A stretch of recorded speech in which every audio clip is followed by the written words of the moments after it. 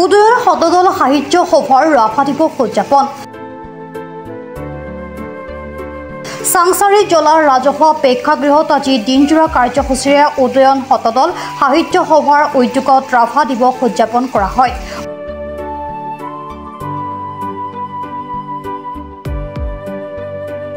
পুৱাৰে পৰা বিভিন্ন কাৰ্যসূচীৰ সমান্তৰালকৈ পতাকা উত্তোলন, বন্তি প্ৰজ্বলন, শ্বহীদ তৰ্পণ কৰি অনুষ্ঠানৰ শুভাৰম্ভণি কৰা হয়। ৰাভা দিৱসৰ পতাকা উত্তোলন কৰে উদয়ন শতদল সাহিত্য সভাৰ সভাপতি ডক্টৰ শফিক আলী মিৰ্জাই।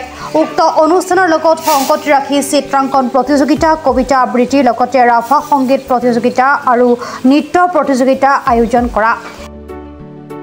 দিনজোৰা কাৰ্যসূচীৰে অনুষ্ঠিত কৰা ৰাভা দিৱস অনুষ্ঠানত উদয়ন শতদল সাহিত্য সভাৰ সভানেত্ৰী প্ৰীতিলতা লহকৰ, কল্পনা লহকৰ, প্ৰাক্তন সভাপতি দশৰথ দাসৰ লগতে ছাত্ৰ ছাত্ৰী, অভিভাৱক অভিভাৱিকাসকল অনুষ্ঠানত উপস্থিত থাকে।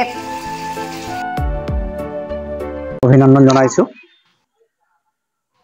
আজি কলাগুৰু বিষ্ণুৰাভাদেৱৰ মৃত্যুৰ তিথি। এই মৃত্যুৰ তিথি অসম সাহিত্য সভাৰ কামৰূপ জিলাৰ কমিটিৰ অন্তৰ্গত উদয়ন শতদল সাহিত্য সভা। আজি আমি কলাগুৰু বিষ্ণুৰাভাদেৱৰ আজিৰ এই মহান অনুষ্ঠানটো আয়োজনৰ যি প্ৰস্তুতি, এই প্ৰস্তুতিতে আমি আয়োজনৰ কাৰণে জলা হাইস্কুলৰ আৰু জলা প্ৰেক্ষাগৃহত আমি অনুষ্ঠিত কৰিছোঁ। কলাগুৰু বিষ্ণুৰাভাদেৱ 1909 চনৰ 31 জানুৱাৰীত জন্মগ্ৰহণ কৰি 1969 চনৰ 20 তাৰিখে তেওঁ এই পৃথিৱীৰ পৰা চিৰবিদায় মাগিছিলে।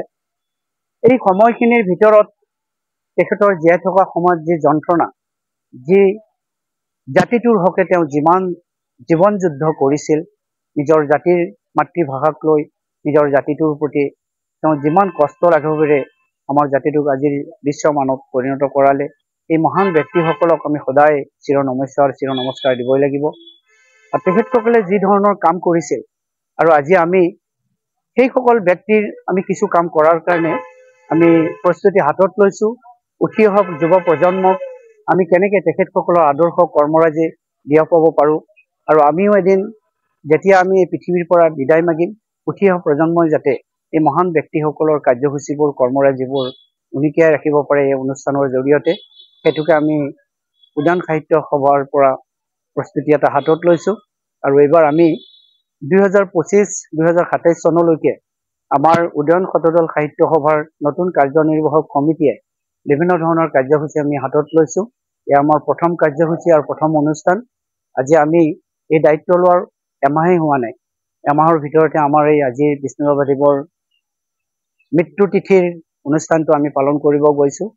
ইয়াত ভুল ত্ৰুটি হ'ব পাৰে, নতুন পৰিৱেশ, আৰু আমি প্ৰত্যেকৰ পৰা এটাই আশা বিচাৰিছোঁ জ্যেষ্ঠজনৰ পৰা, যাতে আমি কৰি যোৱা কামত কিবা ভুল হ'লে আপোনালোকে উনুকিয়াই দিয়ে, যাতে অনুষ্ঠানটো চিৰদিন চিৰকাললৈ যাতে বৰ্তি থাকে। অসম সাহিত্য সভা যেতিয়ালৈ অসমীয়া জাতি জীয়াই থাকিব, তেতিয়ালৈ সাহিত্য থাকিব, আৰু সাহিত্য যি সমাজত নাই, যি জাতিত নাই, সেই জাতিৰ কেতিয়াও বগা কাপোৰ পৰাৰ দৰে পৰিষ্কাৰ হ'ব নোৱাৰে। এইটো আশা কৰিছোঁ যাতে পবিত্ৰ বগা কাপোৰখনৰ যিটো ৰং, আমি উদয়ন শতদল সাহিত্য সভাক সেই পৰিষ্কাৰ বগা কাপোৰৰ দৰে যাতে আমি পৰিষ্কাৰ কৰি আগবঢ়াই লৈ যাব পাৰোঁ, সেইটোকে আশা কৰি চিত্ৰাংকন প্ৰতিযোগিতা লৈছোঁ। 5ম শ্ৰেণীৰ পৰা 8ম শ্ৰেণীলৈ, 8ম শ্ৰেণীৰ পৰা দ্বাদশ শ্ৰেণীলৈ আমি ইয়াত 3টা স্তৰত কৰিছোঁ। আমি চিত্ৰাংকন প্ৰতিযোগিতা, কলাগুৰু বিষ্ণুৰাভাদেৱৰ কবিতা আবৃত্তি আৰু আমি নৃত্য প্ৰতিযোগিতা আমি আয়োজন কৰিছোঁ।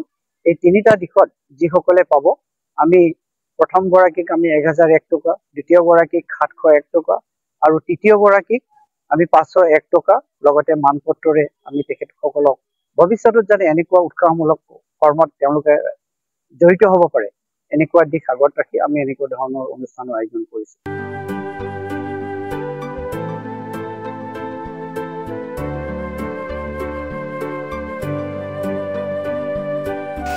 চাংচাৰীৰ পৰা খৰ্গেশ্বৰ নাথৰ ৰিপৰ্ট, প্ৰাত টাইম ডিজিটেল।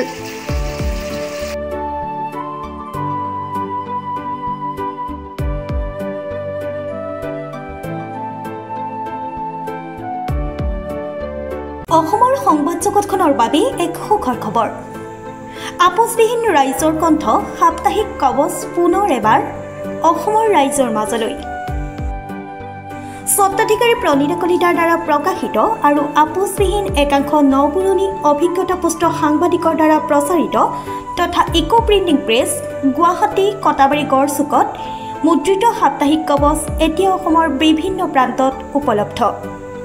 আমাৰ ঠিকনা মুখ্য কাৰ্যালয় অসম ফৰেষ্ট স্কুল হৰিমন্দিৰ পথ গুৱাহাটী আৰু উপ কাৰ্যালয় কলিতা মাৰ্কেট বিজয়নগৰ কামৰূপ অসম।